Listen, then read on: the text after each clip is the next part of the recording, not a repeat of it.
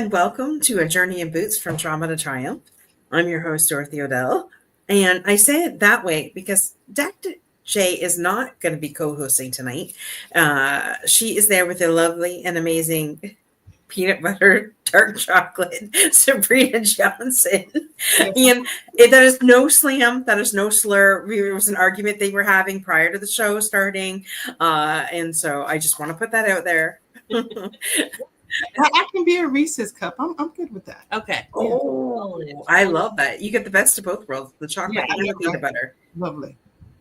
Oh, all right. So I know Sabrina has been on the show before, and she has shared a little bit of her military story. But Sabrina, you have the amazing pleasure of working with Dr. J inside Semper Motis. Tell us what it's like to work with this amazing woman. You know, the hardships that I have to. Oh, whatever. Like she don't even give me snacks.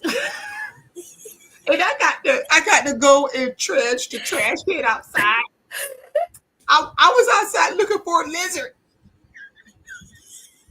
And I had some honey mustard from McDonald's. And I was trying to eat it like raw sushi. All I wanted was an apple and an orange. Okay. That was it. It's hard. No, it's great.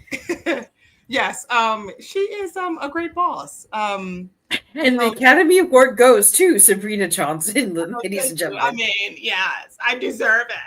Yeah, we're working on 7 years. It's been 7 years. Yeah.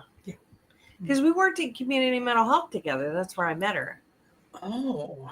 I was totally terrified of her because she's like, 6'8" and stood in the corner and let everybody else sit down, which I thought was really sweet. And then she had sat down and I was doing group type services and she finally spoke to me. And then it was on like Donkey Kong. We were just buds after that. Yeah. And she said, "You don't look like a man." And I was like, "Thank you." Did not say that.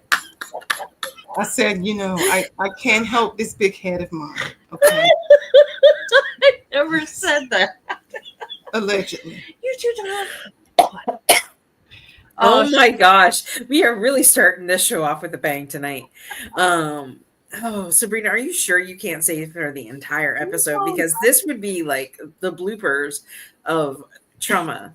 Well, I have to wait to see if the person will show up or not. Right. So usually 15 minutes in, I will find out. So. All right. Well, I can tell then. Yeah, because I usually get notifications.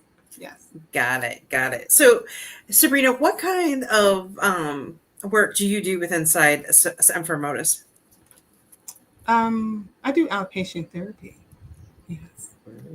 Tell us more. And adults and children. I love children.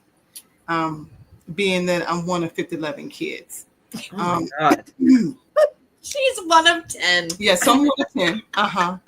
Yeah, so I'm number 4 out of the 10. Mm-hmm. So I'm the top 4 older ones. And so then, my younger sister is 21. So,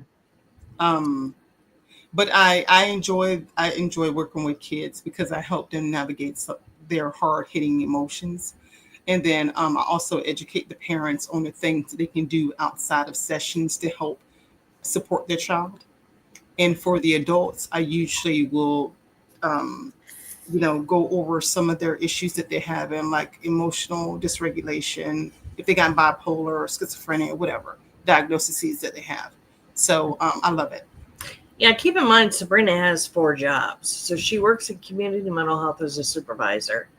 She works in the home under community mental health, like Medicaid, Medicaid services for individuals, especially kids that are just really struggling with mental illness. I mean, that's where I met her. And then she does contract with several companies. So I'm one of 4 jobs that she has.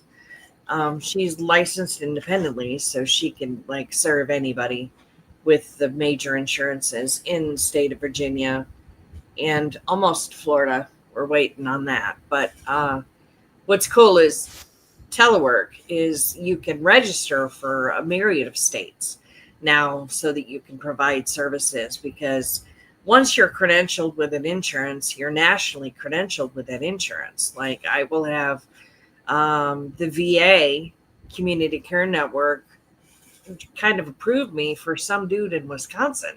Like it's pretty amazing, right? So it doesn't necessarily, before COVID, telehealth was very taboo. Everybody wanted to be in person. It was very strict. And now it's definitely expanded our horizons for sure, so that you can find what you need, Right. as far as services go.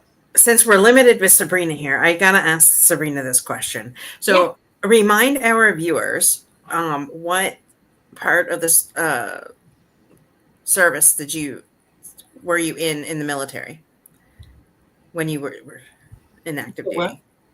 What's the word I'm trying to look for? Help me, Dr. What J. branch of service? Branch, thank you. What So, was your MOS? I was in Never Again Volunteer Yourself, aka the Navy.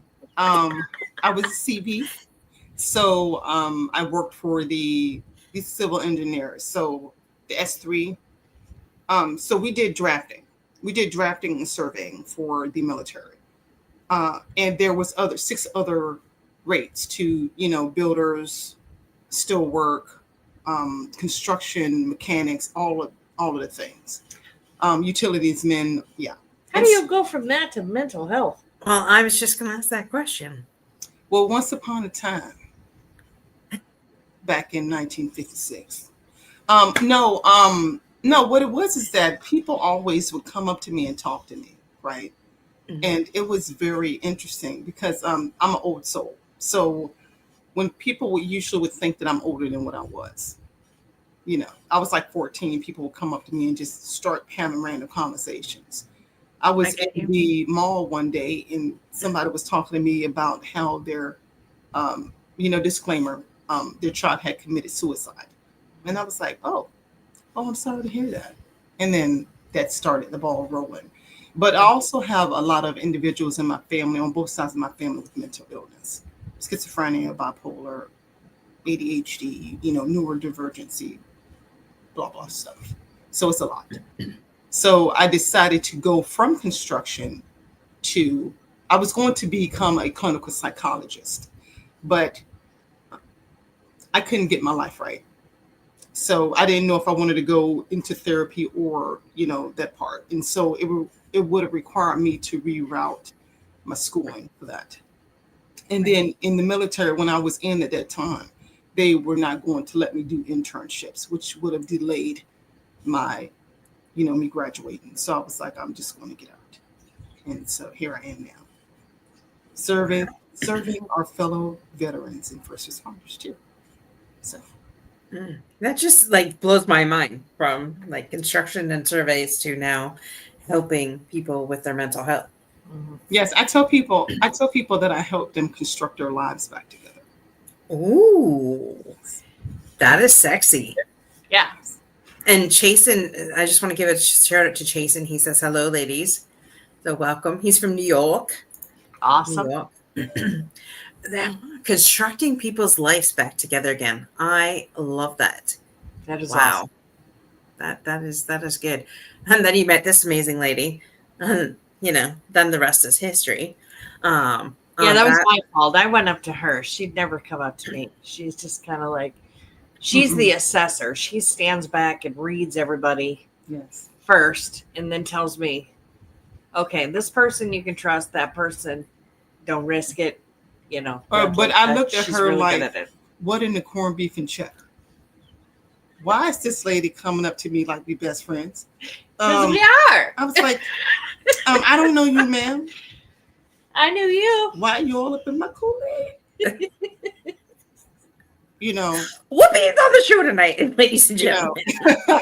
So, but I was a little standoffish because I was like, I don't like people running up on me. I'm gonna win your love.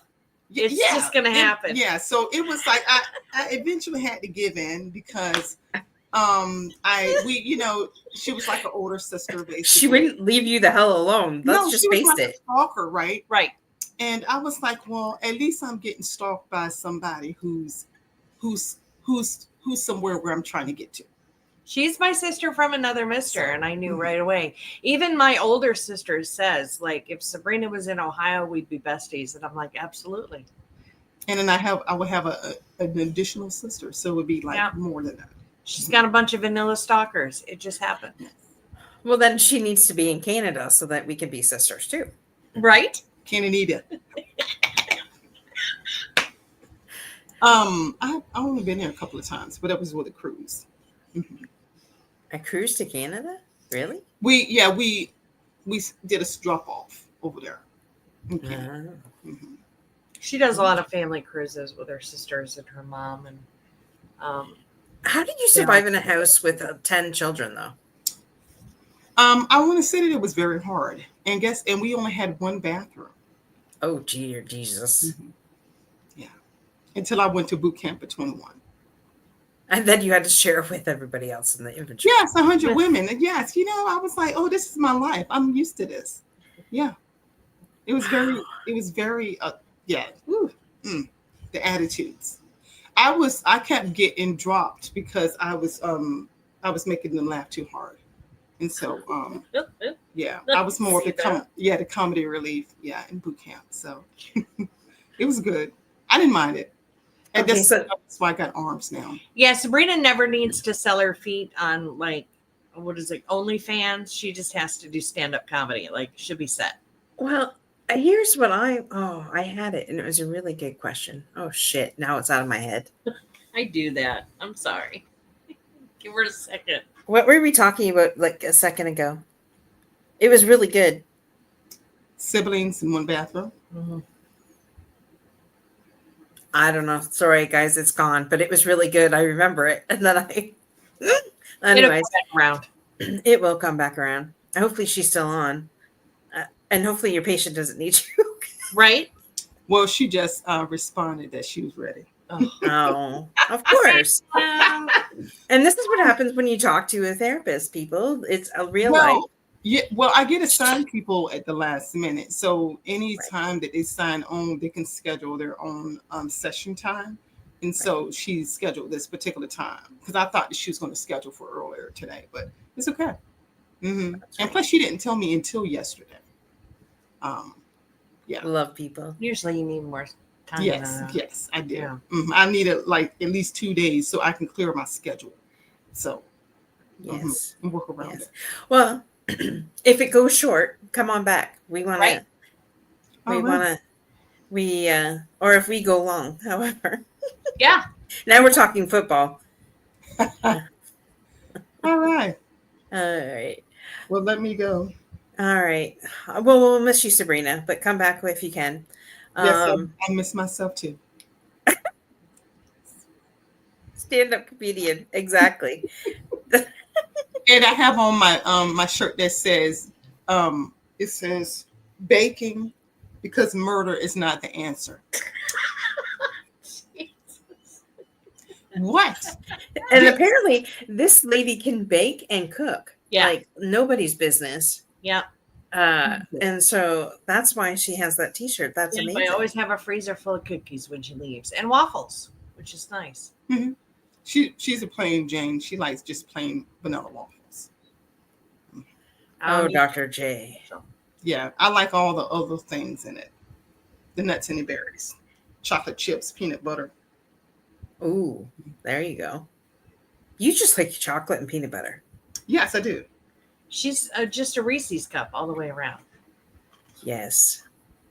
The reason we started that conversation is because I have the ring light on right behind the laptop. Mm-hmm. And she was commenting about her skin being a little darker than it looks like in real life. Yeah. That is correct. Because, I kind of consider my skin color like the color of a roux. Mm-hmm. It's very delicious. Okay. I do have a question. And I remembered what that question was, and I got to get it out. And hopefully you can answer before you leave, because this is important. So do you hide behind the humor? Do you think that because you are funny and make people laugh because inside there's a deep hurt or a deep yearning for something inside? No, that's used to. Okay. We fixed that. Yeah, I used to. I got my humor from my mother, and my mother has a lot of trauma. Mom, if you're watching this, hello. I don't know if she is or not, but yeah, she has a lot. I'm Mama Johnson. Yes, and so she hid a lot of her trauma through humor. But I used to do that, but now I came out on the right end of it. So now I use it to help people cope with their strong emotions. Because I always do an icebreaker. I do something stupid to make them laugh. Because it's like sometimes, because if they get overwhelmed with those emotions, then they won't be able to finish the session. So they'll sit there the whole time crying. Mm-hmm. Mm-hmm. And then, I'm feeling what they're feeling. Mm. So vicariously while they're talking. So I have to keep myself in check. Got it. Right. Thank you for that. And that just came out, and that was like a deeply personal question. But you hear that a lot. Like Robin Williams used to make everybody laugh and then committed suicide, right? Right. And I think of myself in my darkest moments. I refuse to go inward and rather just make a joke out of things instead. Yeah. And then I've healed myself. I've gone through that. Well, with the help of Dr. J and a bunch of other tools that I use myself too. But when you're hurting is when I think humor comes out in a lot of different people. Bye, Sabrina. Hopefully you can come back. She's running away. She's running away. But yes. All right, Dr. J, you're in the hot seat. Yeah. In the hot seat. But you're good at this. I mean, you like talking. Do I? You like talking about listening. yourself. I like having answers, and there's sometimes I don't have answers, and I just have to hold space until the person I'm working with walks themselves through some things, which definitely, because sometimes I'm not supposed to have the answers. Sometimes I reframe a question or ask them something that they've never thought about it in a certain way. And then when I ask them that question, it spins, an issue. Like there are people who automatically think people are coming at them. Let's say you have a work challenge and, somebody has a personality disorder or somebody has some sort of mood disorder that you work with and it's completely unregulated. I'm thinking of somebody specific who is not a client. Who has struggled with dealing with those type of things. And she has had past trauma, and being on the receiving end of someone's temper tantrum is very challenging for this individual because she is very hyper aware and very sensitive. And I've been kind of giving her little suggestions, little ideas of ways that she can realize that this person not being emotionally regulated and this person losing her shit per se at the other person that I'm talking about has nothing to do with the person I'm talking about. And that's why some people what I've noticed, there's a lot more people that have made this a more commonplace phrase is, wow, who hurt you? So when someone lashes out at you, like, are you okay? Did something happen? Because normally it's not about you. Mm-hmm. In most situations, like when that person screams at you while you're driving down the road because you're not speeding up as fast as they want you to, or, you slide in between them and a semi or something, and they're just screaming at you outside their window. Mm-hmm. That has nothing to do with you. Yeah. And I think people forget that. and they internalize it, and then they take it home, and then, you know, somebody else has a course correction, or I thought dinner was going to be at 6, or, you know, the kids aren't done, or I got to run the kids here, or I got to do this or do that. And by the end of the day, like, you are feeling like an absolute failure. And that's not really what's happening. Right. It's just a series of events that have occurred that you have internalized as if they are your fault. 100%. I'm not guilty of that at all, by the way. Well, I can't even say that. But I know it's with this straight through. I think that applies to anybody who works with Yeah, anybody. I was being facetious, funny. I know. Because I mean, I'm a lot better now, but I used to, my poor husband, I don't know how we're still married, because, you know, it was hell at the beginning, because I would do that. I would internalize everything. Right. And I married one of the funniest men on earth. I mean, he's the only man I know that can make me laugh and make me cry at the same time, like within seconds of each other. Yeah. Wringing his neck and then has me laughing. But, not to say that he doesn't have his own stuff, but we all have stuff that we got to deal with. Absolutely. So, ma'am, why Air Force to therapist? Well, there were a couple steps in between, but yeah, Air Force. A buddy of mine I drag raced with said, "I'm going in the Air Force," and I'm like, "Yay! What is the Air Force? Let's go do that." I had no idea. Military sexual trauma later, failing a test to get out so I didn't get raped.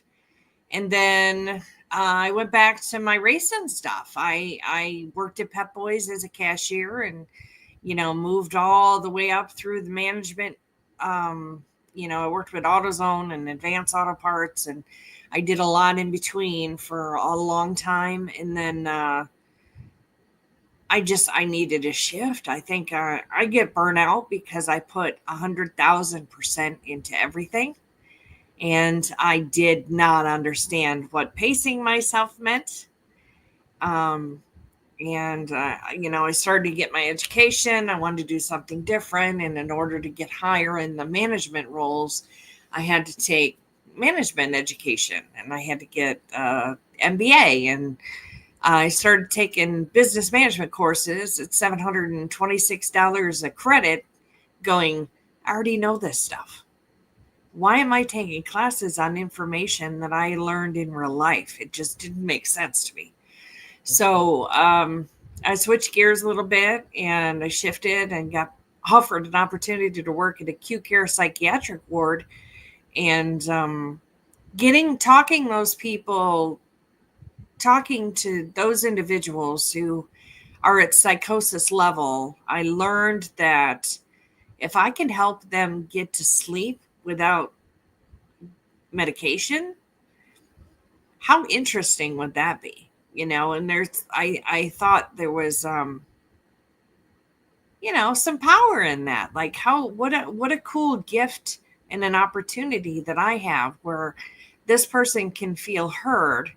They feel like someone understands them, is on their side, and they can rest.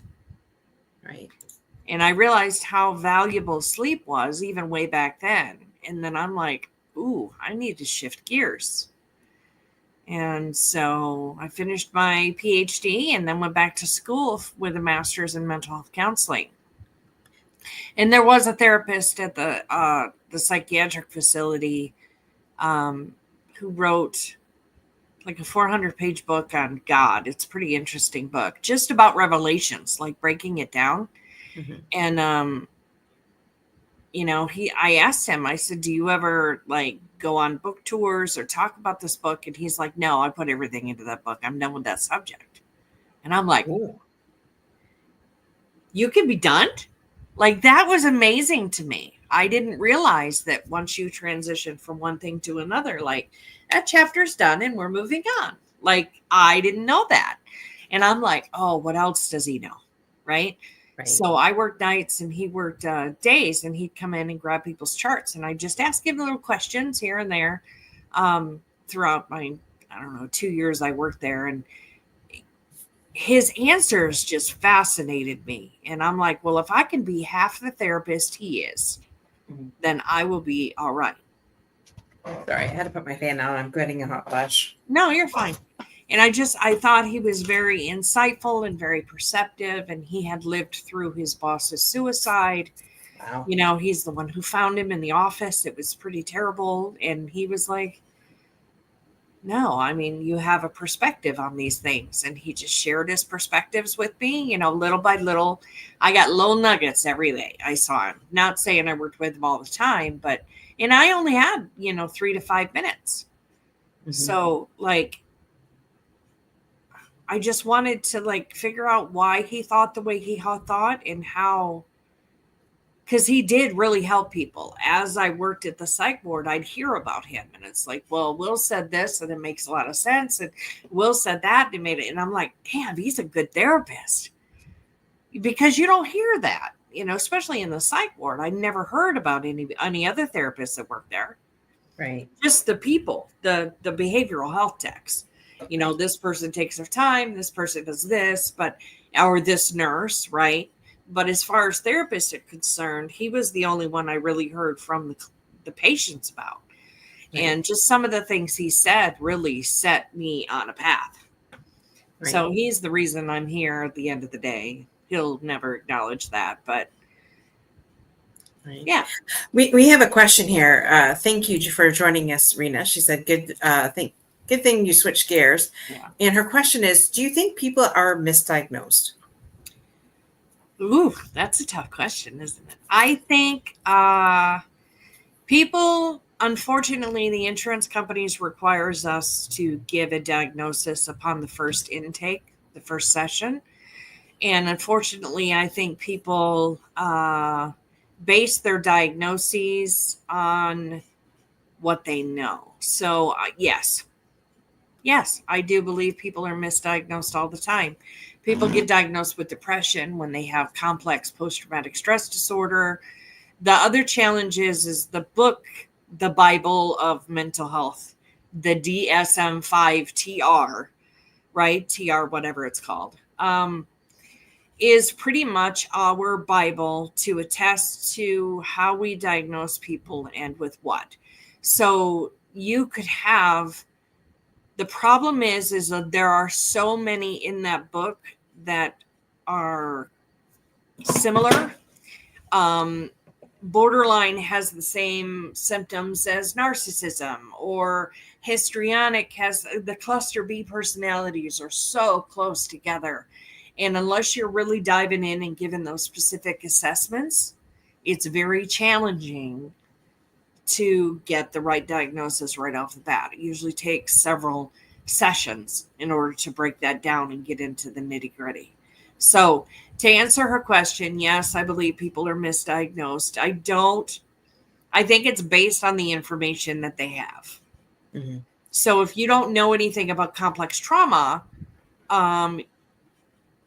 you may diagnose with depression if you give what's called a PCL5, which is basically a trauma assessment. And they say, well, you have depression, you have anxiety. And then they medicate for those things as opposed to looking a little bit deeper. So what was her question? Her next question is, do you think anyone can have a panic attack? Absolutely. Now, I've had panic attacks before. Mm-hmm. And I've had actually where it's different sometimes when one comes on, because I've had it where all of a sudden, like, I can't breathe. Yes. And I get into my head and stuff like that. But I've also had it, I'm trying to think of the other time. I guess it must have been like a slower progression of panic attack. And so what's the difference between a panic attack and anxiety or depression? Well, panic attack is, the symptoms are very similar to a heart attack. I mean, it is to the point where you think you are no longer going to survive. It is a crushing feeling of anxiety to the point. And it doesn't have to be brought on by anything, which I find very interesting. It doesn't, some people have a panic attack, they were mugged in a store. And the next time they go to walk into that store, they have a panic attack, right? There's a justifiable reason that they have the level of fear they have, where someone else may not have, they could be sort of yarn and they have a panic attack. I have had that before, right? And it's just because the subconscious brings something to light and says, hey, you're ready to know this now. Here you go. And your body goes, oh, I don't think so. This is too overwhelming for me. We're going to shut this down. And that's exactly what it does. So the challenge is like the difference between a panic disorder that's an isolated a panic attack, which is an isolated incident, and then a panic disorder, which is something like severe. It's a reoccurrence, right? Where you would need medication like hydroxyzine or Xanax or, Ativan, some of those that calm your system right down so that you don't feel that fear, that fight or flight or something that's so overwhelming that you can't function. Right. Good questions, Rena. Thanks for that asking. Was awesome. If you have any more, keep coming. If anybody has any questions about mental health or anxiety, depression, things like that, definitely put them in the comments. And I think the challenge is, we as a society, and I don't know about you, but they definitely diagnose they diagnose fast and they medicate fast. And it's like, okay, what underlying condition is this happening, right? Because a lot of people, and I heard a podcast the other day where she was talking about fear of the past. And I'm like, tell me more, because I've never heard that before. Now, because when you've had an event that causes you to be fearful, but you're scared of it happening again, because fear does not reside in the past. And all of the evidence, as far as, academia shows and proves concretely that fear is in the future. And that's what anxiety is. Right. So she's asking, what is it when you can't stop thinking about certain things? Sometimes that has to do with you're hyper-focusing to solve a problem that you don't have the information to solve. So we call that rumination. And it's when your brain, especially when you have had certain traumatic events that have occurred in your life, some people ruminate and hyperfixate on certain things because their brain is desperately, our brain wants to solve all of the problems. When you have an inflammation, when you have an infection, when you have something going on with the body, the brain's job is to heal the body, right? So what it's going to do is it's going to give you more blood flow there. It's going to give you more oxygen there. It's going to want you to very hyper focus on that area, maybe elevate the pain in that certain region so that you know that there is a problem in that space. And it is the same with traumatic events. A trauma is attached to an emotion, whether it's anger, sadness, fear, shame, guilt, or hurt. And your brain will ruminate on those things, which cause emotional flashbacks, nightmares, or intrusive thoughts. And your brain will just ruminate until you give it a tool that helps, alleviate those emotions. Mm-hmm. Wow. That's great questions. I love this. Yes, keep them coming. I love mental health. So Rena is in the middle of a move and she's doing it by herself. And so she's actually has the podcast called Better Call Daddy Show. She is an amazing woman. I've actually been on her show. Was it last year or the year before? Oh, we should be on her show. Yeah. Yeah, we can do that. I Yeah. love the cross stuff. I see that all the time. Yes. So she says, tools, please. Well, we need to talk, Rena. She doesn't want to misdiagnose, so she wants to make sure she's giving. Like, we can give tools for different things, but like you said, Oh, thank you. Yeah, I think that's to do with Numbers the disconnect emotions. So numbers switches hemispheres of the brain. You have the emotional side and then you have the rational logical side. And if you're starting to feel yourself become upset, overwhelmed, what you can do is you can hold your breath for 10 seconds. And if you're in such a panic that you can't hold your breath for that long, you can count backwards. 100 minus 7 is 93, 93 minus 7, 86, 86 minus 7, 79, so on and so forth, all the way down to number 2. A lot of the times that helps because that's what you're doing is shifting from the emotion side to the logical side. And once you get to the logical side, your brain will regulate that feeling of whatever that panic is created. So it kind of regulates the system so that you can get back to it. Now, it doesn't work forever because your brain is going to remember those numbers. It's going to remember 100 minus 7 is 93, and 93 minus 7 is 86. So you do 100 minus 8, 100 minus 9, 100 minus 4, anything but the easy ones. Counting, there's a reason that like way back when, Gen X did 99 bottles of beer on the wall to go to sleep. Like that was a thing. But there was a reason for it. You can do it with kids too. A lot of the time when a child is, extremely dysregulated, if you can get that child's eye contact and you go, that is enough for that child to regulate. Trust me, I've been on some planes with some screaming kids. And I will tell you, it does work every time. It's funny because as soon as you said about kids, she says good stuff that probably works with kids. Absolutely. So, of course, our amazing fearless chief, Master Sergeant Chief. Sorry, I screwed that up again. Sorry, Scott. Sergeant Hendrick, yes. There we go. Math and emotions don't mix. Yeah.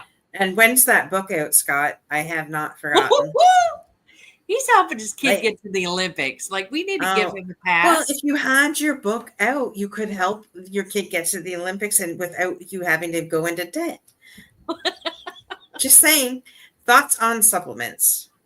Supplements are great. I know a lot of people who do a functional medicine test. I love holistic, right? So holistic is really the way to go. I love doing a functional medicine test, getting blood work, finding out where your deficits are, and going from there.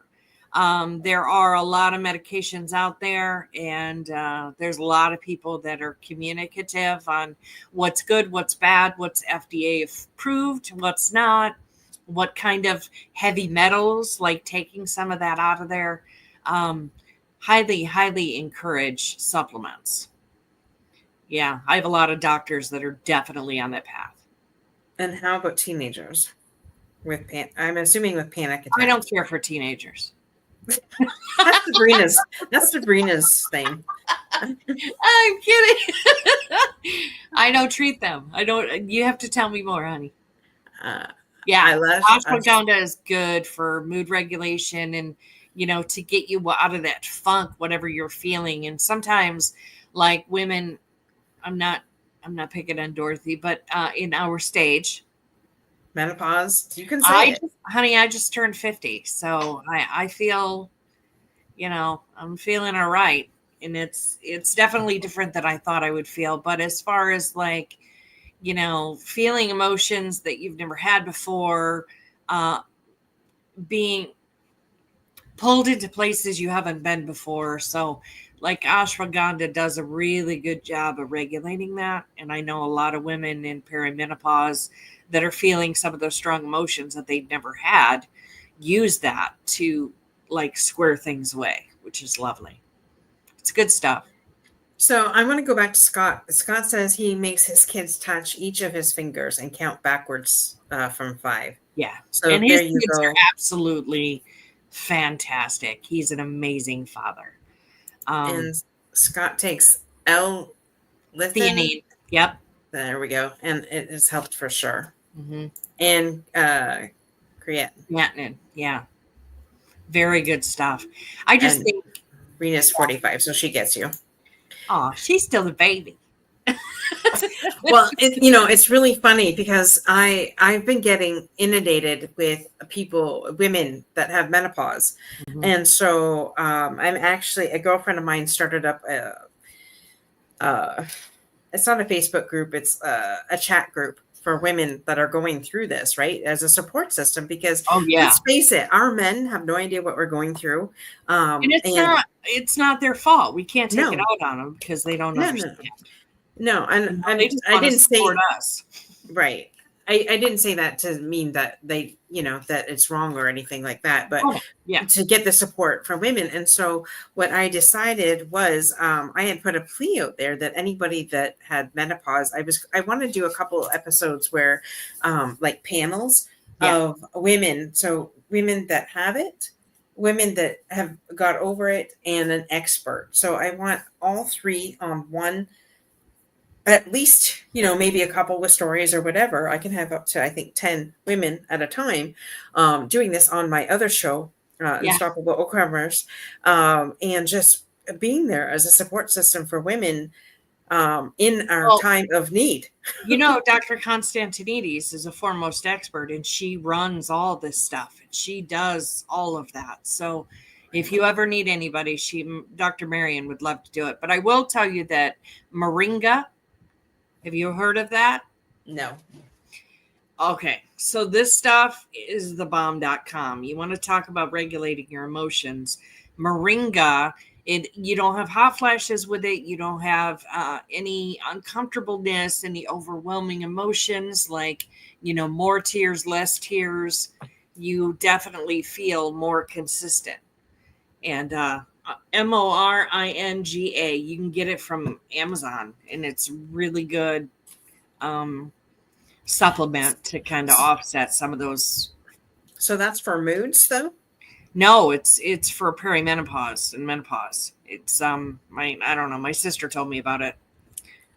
She doesn't have hot flashes anymore. Really? Because Yeah. I'm getting the hot flashes like crazy. Yep. That's why I had to turn my fan off, and then I got so cold that I had to shut it off. Yep. And then yeah, my emotions aren't too bad, but it's more like the hormones and the weight gain. Mm-hmm. Yep, Rosabella, and it's called Moringa, and I'm gonna send it to you, and you can send it out because this stuff is like this is a very specific kind, which some of them you have to be careful with supplements and make sure that the manufacturer is and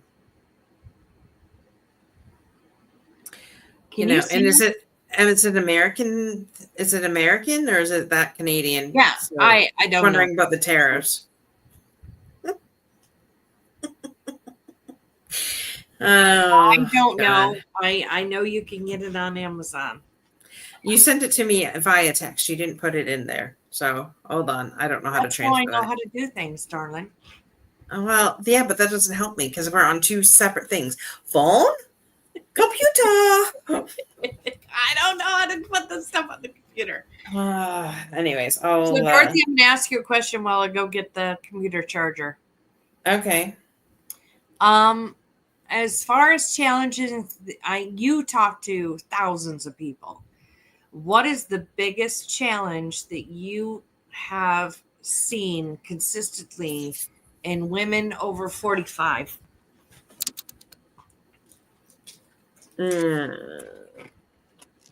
Mental health wise? Or women?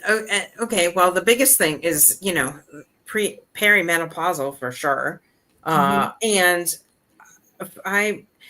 depending on, okay, if they've never had any thoughts of healing in their life, which means they've been carrying baggage forever, and they're just tired. Like a lot of women I'm seeing at the age of 45 is they're tired, they're stressed out, they know they want something more out of life, not sure what it is, not sure how to get it, they feel stuck, they feel like whether their job's it's a dead-end job, they've been at it for quite a few years, and they want something more out of life and not sure how to get it.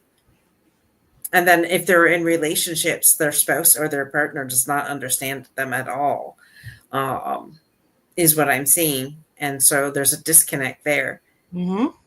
That's what I'm seeing.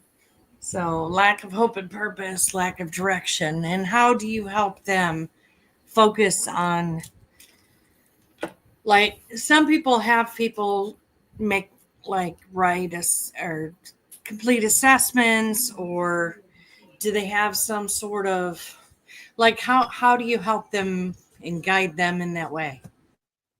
I send them to you. Even with career stuff, really? Well, okay, hold on. Martha, meringue also grows at home in a pot. Tea is bitter, but usually adjusts to the taste with honey. It works if you use it daily on special days.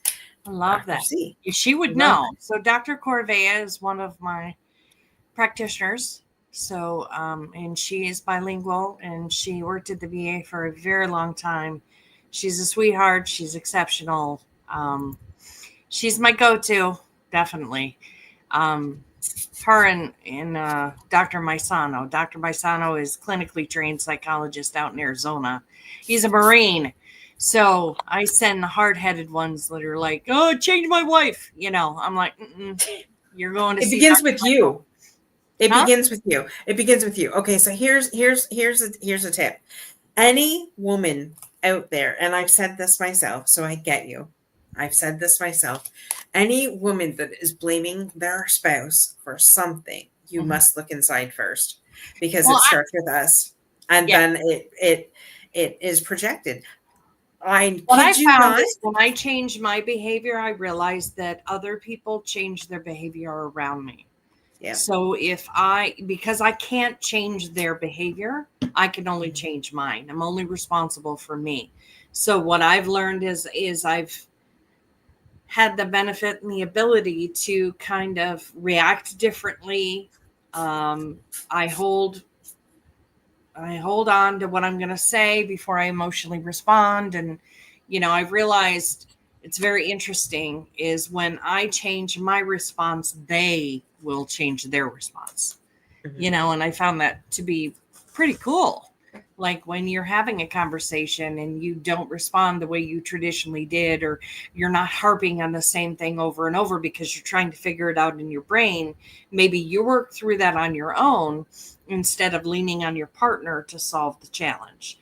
I find that a lot with infidelity and adultery is a lot of the times when the spouse realizes, but they want to work it out, they want to work through it. Sometimes, they go to the spouse who actually was unfaithful and ask them these questions. And once or twice is pretty understandable, to just kind of get the 360 view of it. But because the brain is designed to solve the problem, they continue to over and over and over and ask and ask and ask and ask and ask and ask. And once you get to a certain point, it's like there's nothing more. There's no new information.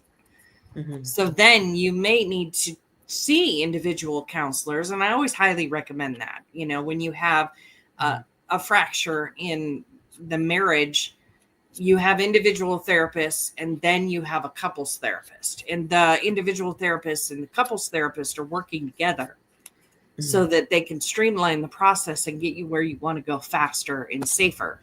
Because being in therapy, couples therapy for a year, what are you doing?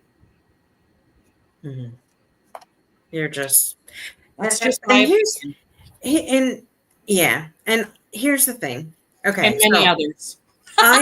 I am a mentor. I'm not a trained psychologist. I mentor people, and when they get to a point where I think I'm not going to use the word crazy, but if I think they're more beyond what I can even help them with, then yes, I send them to you. So when I mentor somebody, I always ask them what they want. And 9 times out of 10 people don't know even what they want. So if you don't know what you want, how can you expect anybody else to know what you want? Right. And there are people that, I say, well, that's above my pay grade, because it may be something that I am not certified in. I'm certified in a shit ton of stuff, but I am not certified in everything, and I'll be the first one to admit it. And I don't love couples. I'm 0 for 10. So I work with individuals, and I let Dr. Maisano, Dr. Corvea, Sabrina, Mary, some of my other practitioners, like I let them deal with the couples. Mm-hmm. Yeah. It's just not my favorite. I don't like listening to people argue and I mean, I understand that I'm a safe space for them to have their voice heard, but I'd rather work with the individual and then let Dr. Maisano do the structured marriage therapy. And then him and I talk, which is wonderful. So I have a question and 2 questions.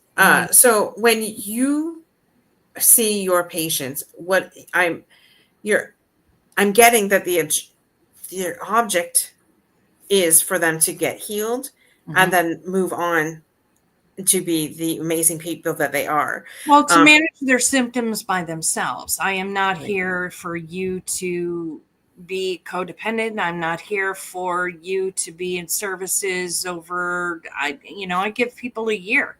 And it's like, look, you're either going to jump on the nest and fly or you're going to fall. And why are you falling? What piece did you miss in our sessions to the point where you didn't get every skill you needed to be successful? Right. Like, what are we missing? What did I not do? Right. And that's what I like about you, because if in my opinion, if you're seeing the same therapist or counselor for 10 years, there's an issue.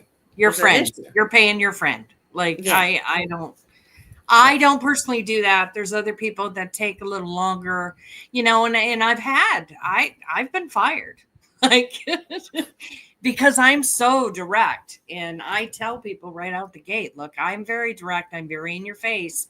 And if you're not interested in moving the needle, let me know what you need right now, because we will go at your pace, but the needle has to move. Because otherwise, I feel like I'm wasting your time and honestly, your insurance money. And maybe possibly enabling. Huh? In some part, enabling. Yeah. So,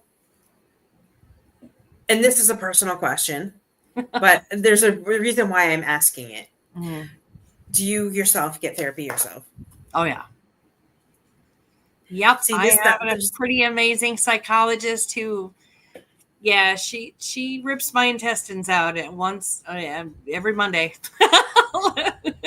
And she's proud of it. Like, she pulls me out of my stuck points. I think a lot of people see that, you hear so many horrible stories and you hear, all of these things, and to an extent, they're right, but they also need to understand that I'm trained to know that's not mine to carry. And although your story, you have been through a lot, and it does overwhelm me for about, 3 seconds. But then I realized, whoa, that's not mine. I can't take that on. I'm not going to, absorb their pain and carry it with me in my rucksack. So training ourselves on how to do that and realizing that that's their experience and their pain and their emotions. Like, it's not right of me to take that from them. It's right of me to teach them how to regulate that and process it correctly. That is so good.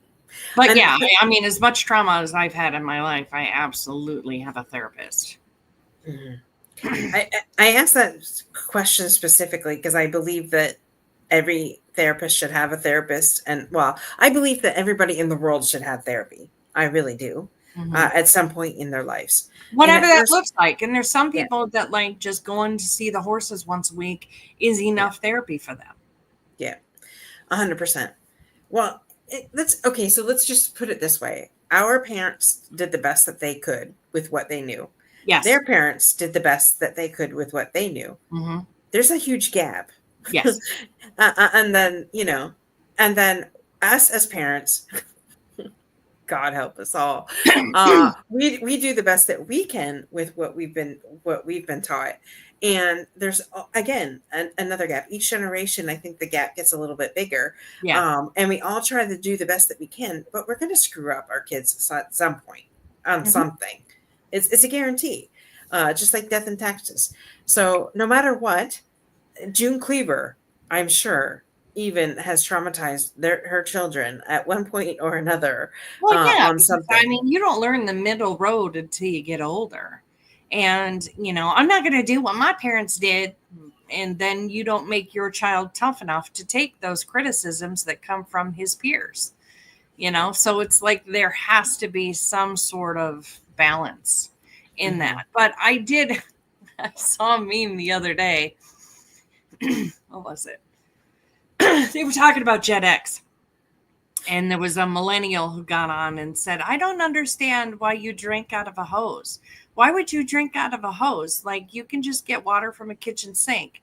And the Gen X lady goes, let me tell you something. She goes, we were outside the majority of our life. There was no kitchen sink. And I'm like, yeah, they need to understand like what we endured, right? From dusk till dawn, like we really were outside. We'd come in, we'd have dinner, we'd get a bath, we'd go to bed, and we'd do it all over again, So if we wanted water, it was a hose. Like that is very much true. And I think the differences in the generations, and I think the generations like 20, I don't get very many 20-year-olds. Like I'm more... My target audience is extreme trauma in, 35 and older, whether it's in somebody who served, whether they serve the community or they serve the country, whether it's active duty or veterans, first responders, sometimes teachers, not very many. But, as far as my practice is concerned, I have 8 clinicians that are pretty robust, and they all have very specific targeted expertise. Like if you have a paratrooper who's walking in the ocean, like Norm gets called, like that's his dude, and Dr. Maisano really prefers doing the clinical coordination, the intakes, he really enjoys the couples, whereas Dr. Corvea likes the individuals who are more stuck and can't seem to find their next joy.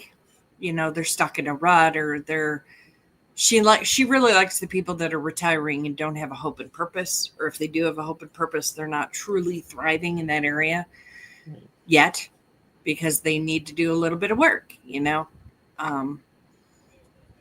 Sabrina, she's certified in substance abuse, and she's certified in every trauma protocol there is, including mine.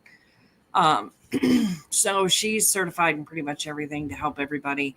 She does like the ones with the more serious personality challenges, borderline histrionic, narcissism, bipolar 2 or 1. Yeah, 1. Bipolar 1. The one's major depressive disorder, like she thrives with those cases. Mary can pretty much take anybody. She was licensed in Massachusetts for almost a decade and then decided to come down to Florida. And Florida has different requirements. And Florida went, oh, no, you need to take classes. And she went, wait, what? So when she got out of the Army, she is pursuing her license as she should. And Florida's like giving her some grief. So she's working hard on that, but she works with the littles. I call them the littles. So she works in the fire department's children, and, the police officers' children, and the veterans, because she understands. She did it. She spent 8 years in the Army. So if anybody understands what active duty looks like, it's one of us. So I like hiring those who serve. I have one, Dr. Chavers. She deals with homicide grief and grief on a whole nother level. And, that was always one of the certifications I stayed away from. It's so sad, and that loss. And I've lost so much in my own life.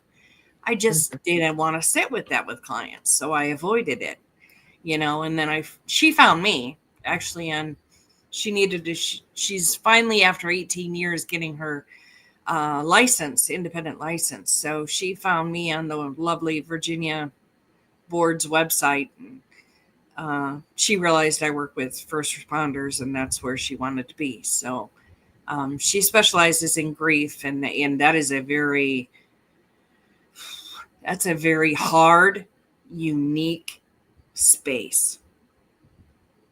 Grief is it is something I have avoided my whole life to work with. So all the things, anxiety, depression, all of the different diagnoses, ADHD, grief is just one I stayed away from. So then Dr. Chambers found me, and I've been so grateful. But my team's awesome. I'm very, very, very thankful for what they do. And what's cool is I got a client. Okay, what time? Wait, what? That to me means everything. Perfect example. Sabrina was here at the beginning, and she's gone because she has a client. Yeah. Because that's what we do. It doesn't matter what time. Right. Right. So how do you manage burnout?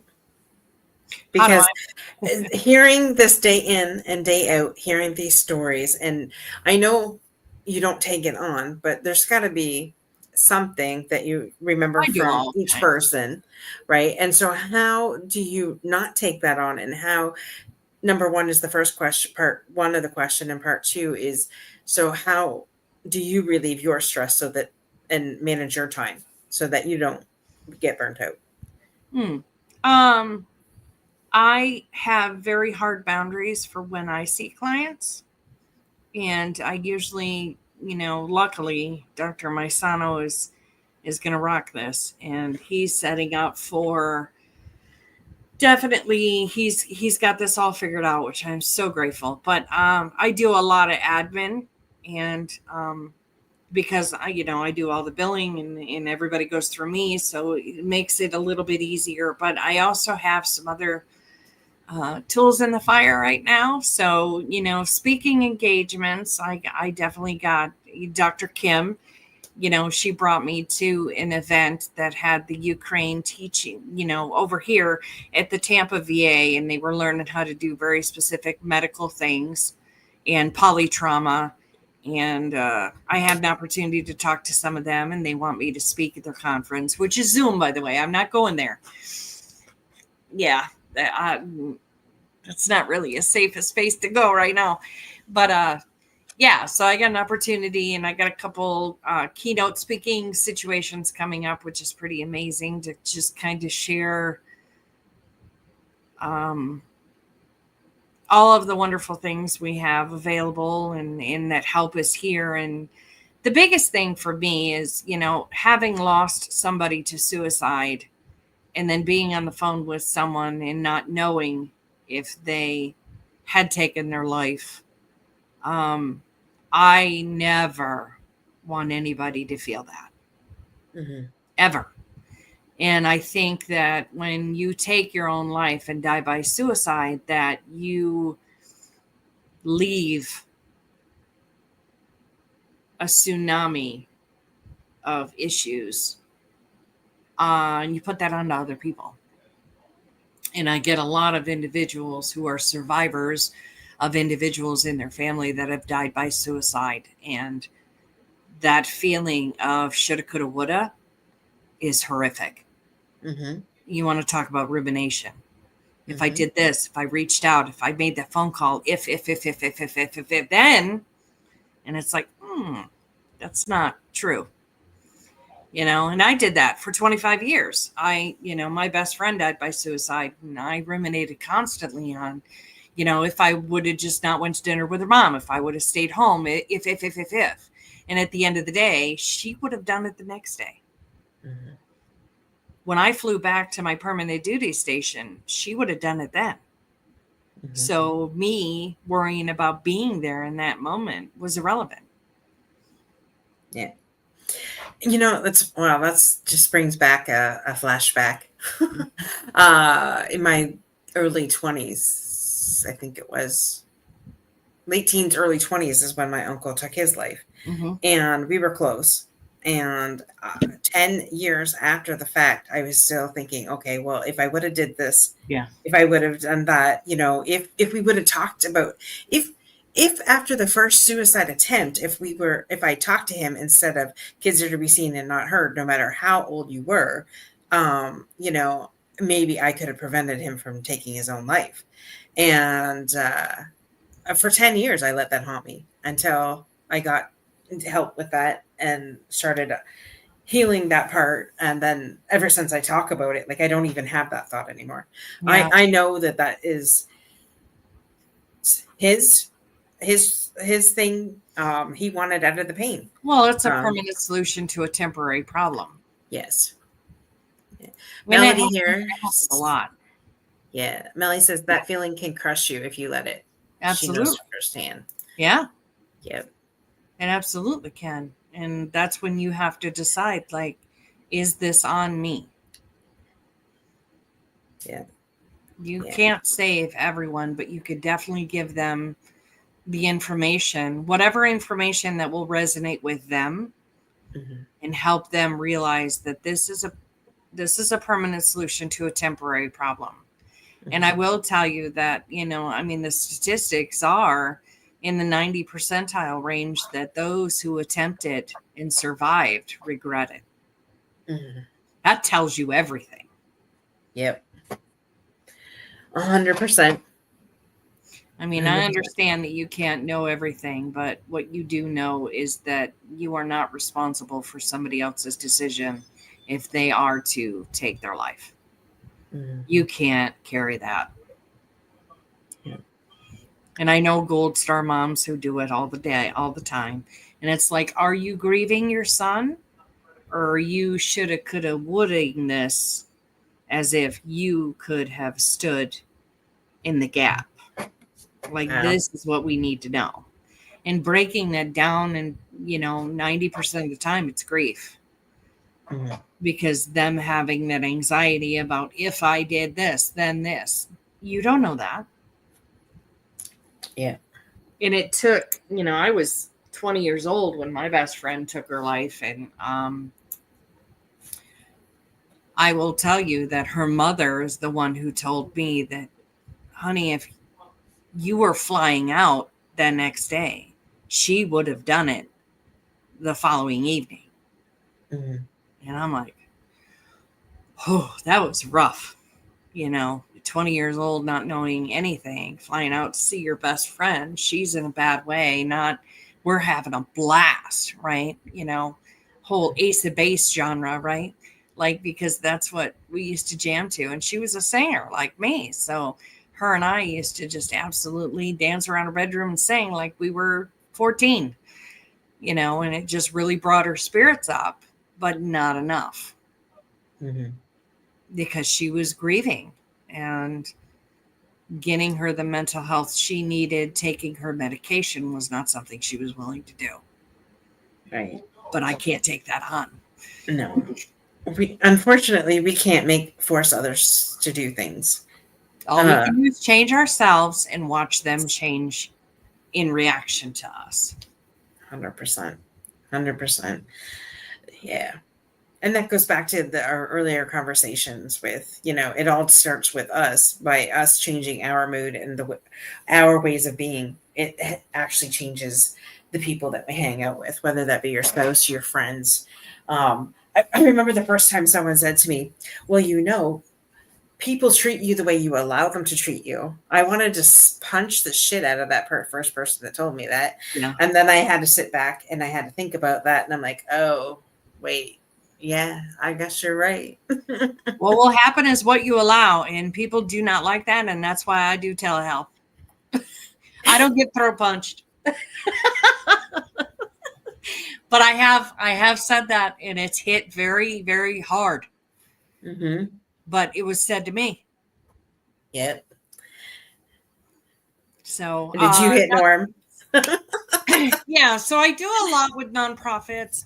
There are a lot of organizations out there that are there to, we do Project Vet Relief, which is, there's a division of that called suicide prevention initiative. And we've had a lot of guests on our, podcast that have been a part of that. Like, spirit equine therapy, where you go out and shoot off the back of a horse. Like, who does that? And a lot of Eric people Anderson. right.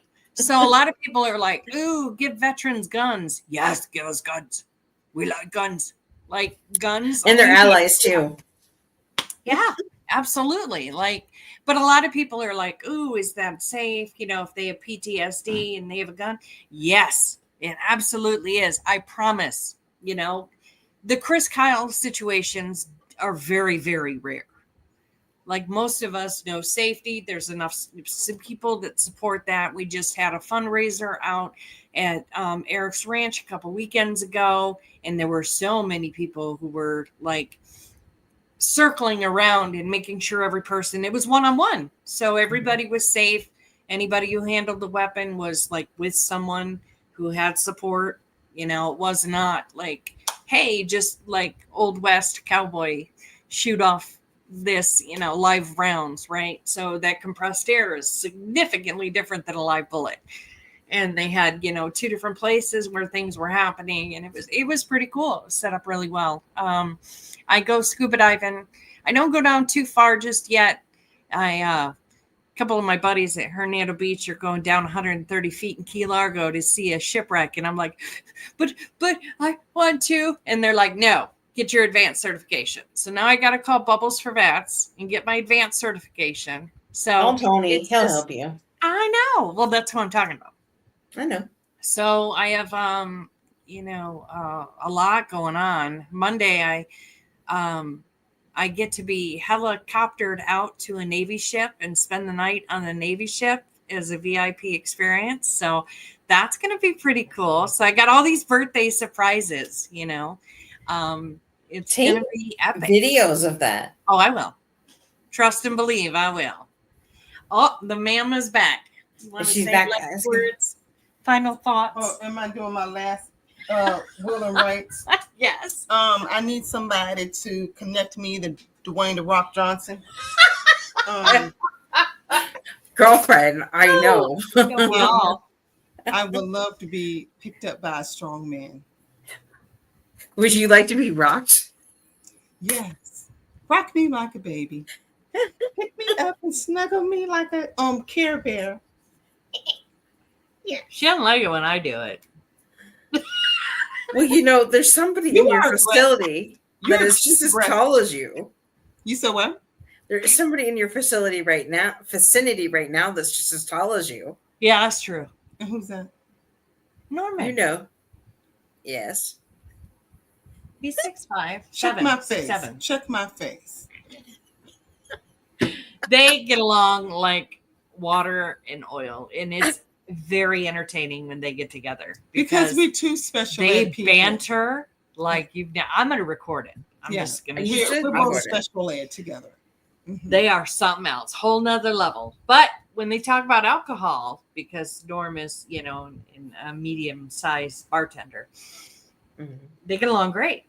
But other subjects, because he's Army and she's Navy, oil and water. Got it. Yes. Highly entertaining. And I tell them, I tell him, hey, you're not too tall to drop. Mm-hmm.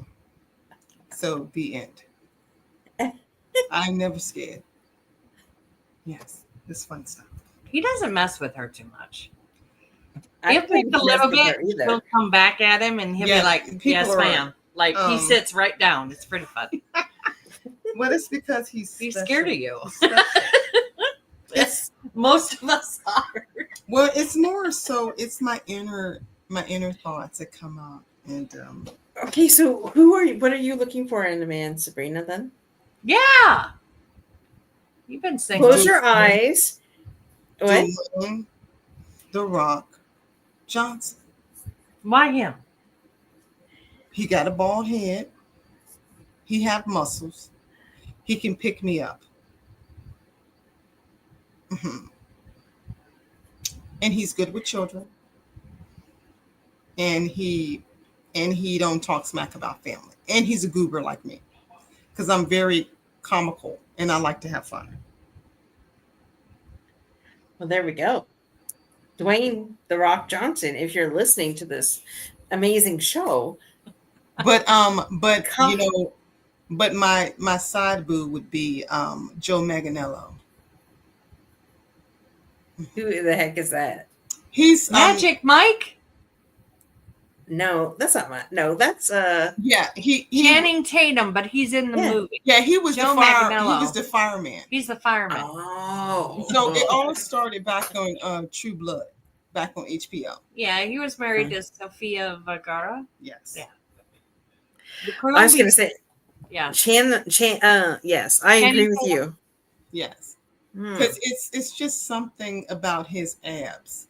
I just will have a hand on there all day long. Man, we're trying to shoot a scene. Well, you about to have to crop me out. Okay, because I'm not letting go. All right. I will do the thing number 2.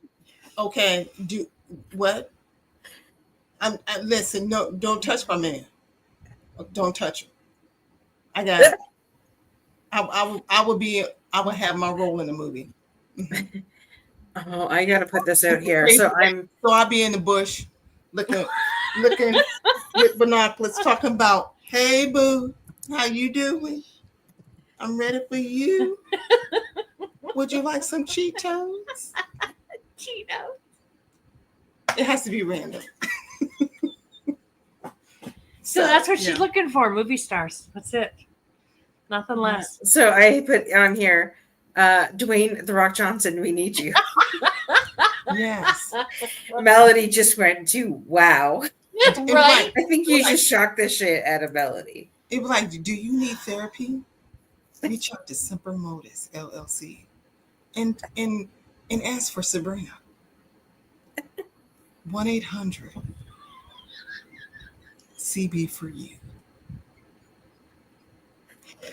It's open 24 hours a day, 24/7. So reach out. I will be there. Do you need a cookie? I know how to make gluten-free. It's okay. Do you need a protein cookie before you go and work out? I'll work out with you. I will be your handlebars. How about that? Mm-hmm. Yes. It'd be fun. Mm-hmm. I can barely breathe. How do you think I feel most of the time? Sabrina breathing was there. Oh, Okay, hold on. Hold on here. We can. Okay, so romance novels are the thing that I used to obsess about and read constantly to get out of my head. And so Sabrina just basically just did a romance novel right here. She does. But like, hello. She needs to be on the Calm app. But like, welcome to Sabrina's Dreams. On this episode 1, we're going to take a trip on memory lane. Remember when those firemen used to climb up your chimney to get you out your house? Think about that. Roast some marshmallows. They're not Santa Claus. roast some marshmallows. And be like, okay, I'm here for you, Mr. Fireman. Would you like for me to make you some s'mores? I'm here waiting for you. Reach out. This is why she has all the clients. To 1-800 CB for you. Call now. Yes. But yeah, I would do different romanticals. Yes. Mm-hmm. I'll be like the Harlequin in a silhouette. I love that. I used to read them like those all the time. Religiously. Yes, religiously. My aunt, when I was 16 years old, brought me to Burlington. I babysat for her that summer, and she turned me on to romance novels, and it's been like a love obsession ever since. Don't ask me how many I've read. You really don't want to know. So I get you. You know, maybe we should make a movie. Sabrina, we're going to have to talk after, and perhaps we should be making movies together. too. Yes. She's got to do something with those ideas in her brain. We're like, you know what? I would love to be like a food critic and go around the United States. Be like CB's in food or the critic. We would have to have something catchy because I would be eating everything. Okay, but we were talking about men. How did it go from men? Because the men, there's Men sexy and men food who go cook. together. Yes, There's sexy yes. men that cook. If you it's through their stomach, man. Okay. Got it. We can meet there at the place to eat. Sabrina's all about the 2 F's. Got it. Food and fun. Food Sure. and French fries. Yes. Food and French chips. Mhm. Food and fondue. Yeah. Food and fireman. Ooh. Ooh, there we go. Okay, so here's a plea for my firemen. Maybe it should be first responders. I have said since I have came on board with you guys that I want to do a calendar, Mhm. and I need that to happen. I need 12 sexy, strong men that are willing Hamburgers. to be in a calendar so that we can raise money for veteran organizations. Yes. Mhm. They have to eat a hamburger. Well, Sabrina takes a stroll around the lake while she's here. Yeah, I did today. She always does conveniently when they're working outside. Yeah, but there was no. Let me rephrase this. Careful.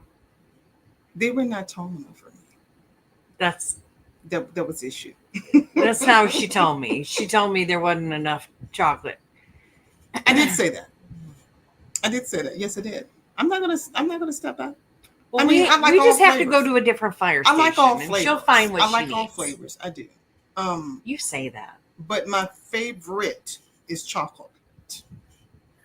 Mm-hmm. Yeah, white chocolate. Perhaps it could be chocolate on the outside. Careful, Dorothy. It is a podcast. We don't need to be kicked off YouTube. Oh my gosh. Never mind. Okay, I gotta stop this show before we get into trouble. Any last thoughts, ladies?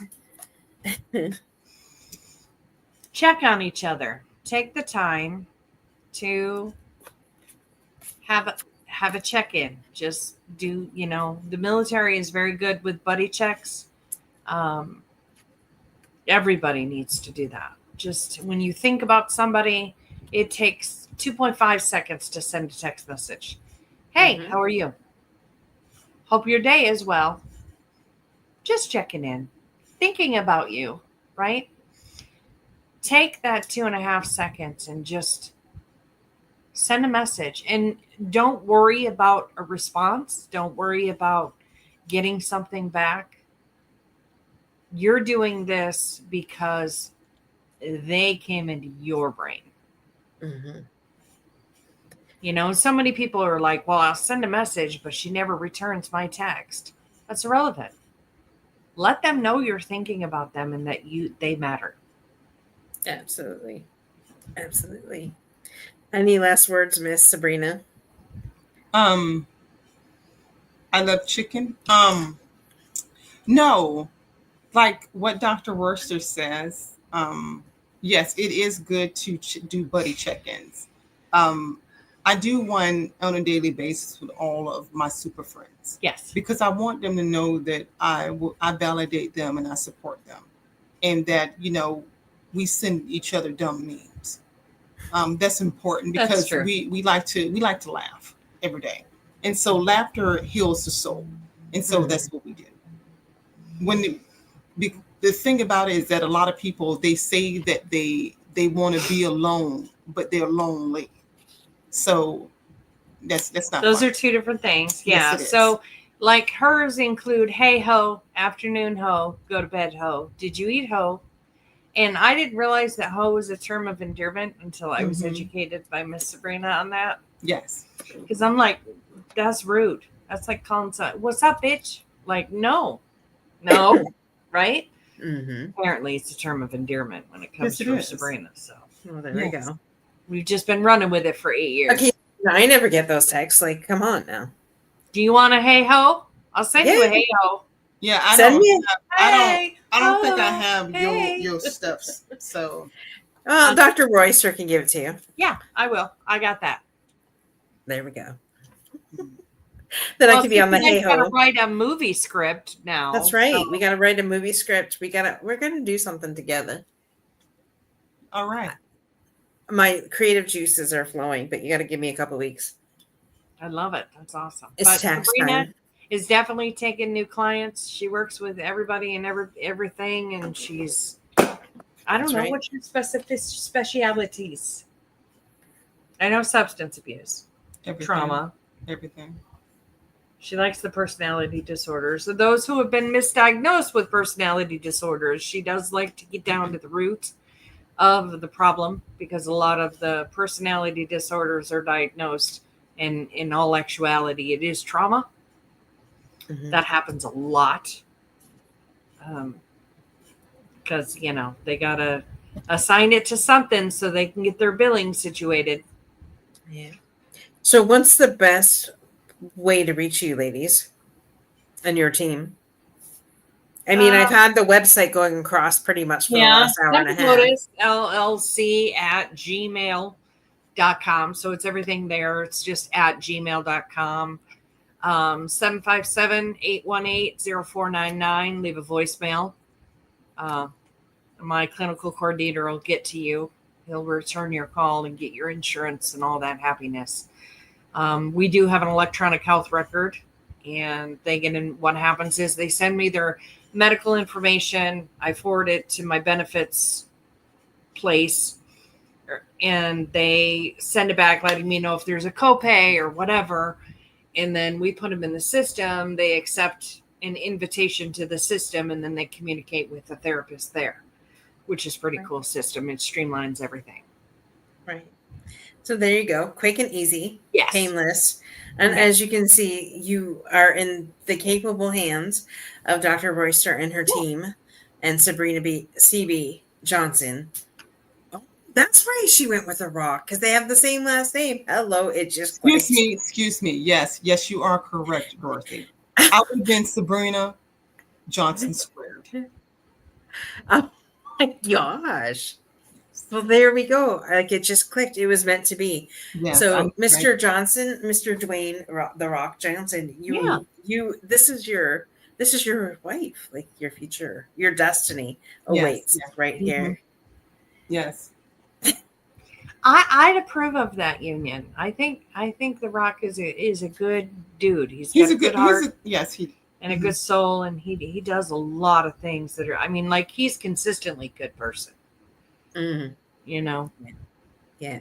So we need to team up with him with Sabrina. Yeah. I love it. So thank you, ladies, so much. Thank you for all our listeners tonight and all of you that are going to for all the questions. That was awesome. I love that. Yes. If you could do me a favor, go over to our YouTube channel, Unstoppable Overcomers, subscribe, click on the bell icon, and that way you can find out when we go live next time. But it is Thursdays at 7:00 Eastern Standard Time that we do go live. So we thank you. Be kind out there. Stay safe. And remember, you matter. Yes. If you're thinking anything other than that, then give us a call. We'd be more than happy to talk with you on that. So with that, folks, be unstoppable in all that you do. And remember, same time, same channel next week. Bye for now.